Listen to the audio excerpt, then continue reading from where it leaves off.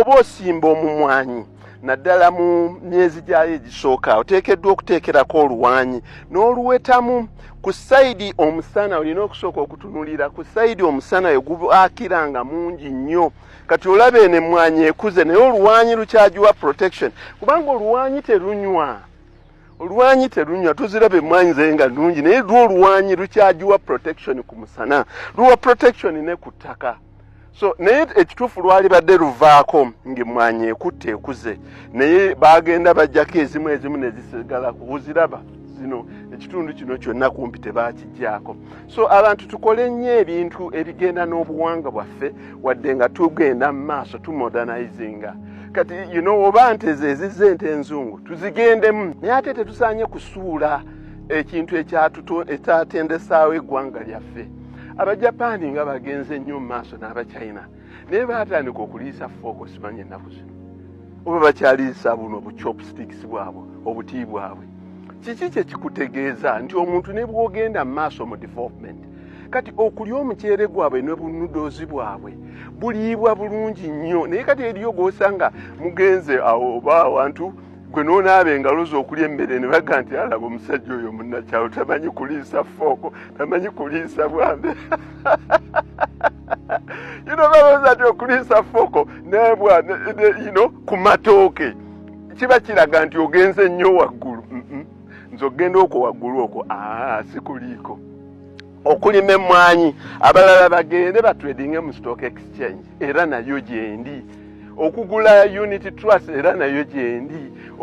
okugula shares mu MTN nayo era gyendi naye ate n'emmwanyi nayo era kukyala enkuutira bannange abayiseemuuko nti tubeere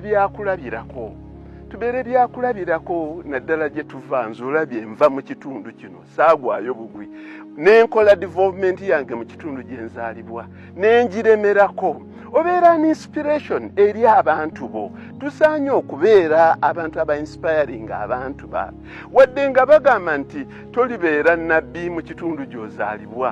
naye kati eri abantu abadifyinga odds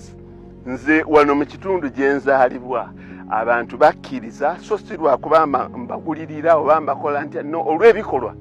tikakiika mu kitundu kyaffe ekyennabalanga mu Gombola y'e Nabbaale mu Nakifuma oba muno mu Mukono district nti omusajja oyo atulaze ekyokukola mbalaze ekyokukola wadde mmwanyi si bwe bulamu bwange bwokka nti bwenyimiriddeko naye mbalaga nti omuganda abeerawo n'emmwanyi n'ente n'embuzi n'enkoko n'olusuku lwe wadde akola mu kibuga wadde akola mu UN ekyo kirina abantu engeri gye kibazzaamu amaanyi kyova olaba emmwanyi ne bwe nasendako ezimu saazimalaawo era nkyalina ebifo by'emmwanyi 4 kubanga singa nze naalemerera emmwanyi abantu ne bagamba bannange emmwanyi abantu bajja zivaako kuba bajja gamba oba kaakiika yalemereddwa emmwanyi ate ffe baani kyova olaba nga ateekamu amaanyi zino gloves okuzambala tezirinaamu sitaani n'ebikooti bino kubanga nkwata nnyo ku bintu bino kati oyinza okwesanga wano nga waliwo akasota akakiragala ne kakutema so kati nyambala gloves empanvu kati olina okubeera ne protective gear kati omuntu nganze nti omusota gwambozezza ne gumuta yes kisoboka but take a precaution wali ondabyeko nga sirina gumboots kino ekikooti kinyambako era nakyo obuwuka okulumaaluma okukola kutya so omusana gukwokya akakofiira nze siri mwambazi wa bukofiira mu ofiisi n'awalala yonna naye bwe mbeera mu kyalo nga nnima akakofiira abamuganda wange okumprotectingako okwo ku musana kubeera saagala ate banjokye feesi ate ebeerenga enkalabule ng'ate nzizeeyo mu ofiisi zange ziri eri oteekeddwa okutunula ng'oli mugagga olima naye ng'era n'obugagga bukufaanana so abantu bwe baba basimba emmwanyi basimbireko empaanyi zino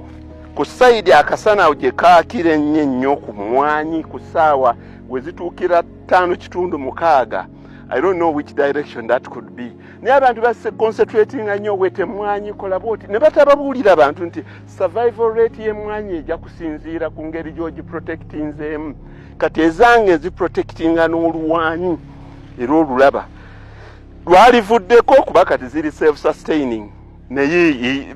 oluvannyuma era nkizuula nti kirina kye kiziyambako.